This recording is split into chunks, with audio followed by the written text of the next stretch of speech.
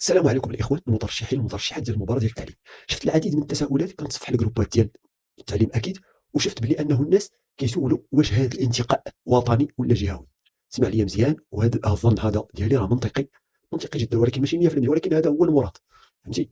اولا، الانتقاء جهوي وفي نفس الوقت وطني. علاش وكيفاش ولماذا؟ مثلا نهزوا المثال ديال درعا تافيلات مثلا.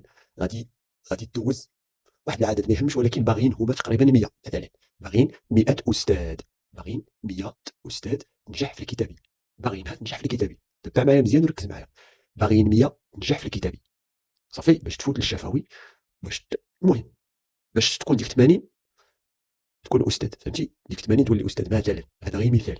ديك 80 اللي باغيينها تولي استاذ، خاص توفر فيه واحد الشروط اللي هما كيجيو اكيد، وهذا الشيء دابا راجع، دابا جا الانتقاء وتختاروا الناس، وهادو اللي تختاروا هما اللي غيتنتقوا عن طريق الجهه اولا، ثم وطنيا. غنوضح لكم كيفاش دابا.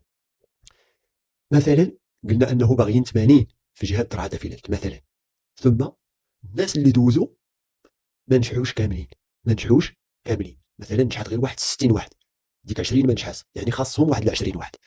غيجي شي واحد غيقول لي لا راه ما كاينش النجاح في مباراه التعليم، ما كايناش شي نقطه، ما كاينش زعما النقطه، لا كاينه النقطه الاقصائيه ماشي العتبه النجاح.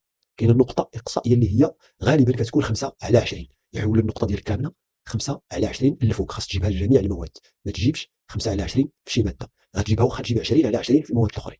فهمتي؟ ما غاديش تنجح. مفهوم دابا؟ هذه هي النقطه الاقصائيه، والعديد من الناس غادي تقصاو. واش فهمتي؟ مثلا راه وقعت لهم شحال من مره هذه.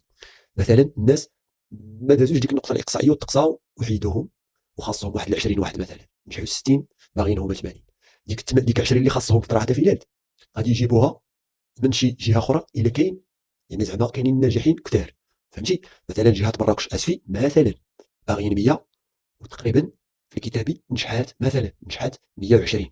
نقولوا هذا غير مثال باش تفهم، 120، ولكن باغيين هما غير 100. ديك ال 20 غيشوفوا انها نجحات وتوفقات، غادي يعيطوا لها على حساب داك الترتيب اللي داير داك ديال مراكش اسفي. الا داير في الثانيه مثلا درعا تافيلات مثلا، داير في مراكش الاولى راه ما نجحش، ما كاينش في دوك ال 100 اللي باغيين في مراكش، ولكن دار في الثانيه في ذاك الترتيب درعا تافيلات مثلا، شي منطقه رشيديه ولا شي حاجه دايرين درعا تافيلات، وبالتالي غادي يهزوا دوك ال 20 غيديوهم غيعيطوا لهم ويمشيو لدرعا تافيلات باش يدوزوا التكوين. هذا والله اعلم، هذا راه ماشي 100%، ولكن كيبقى تحليل منطقي. دمتم سالمين، والسلام عليكم ورحمه الله وبركاته.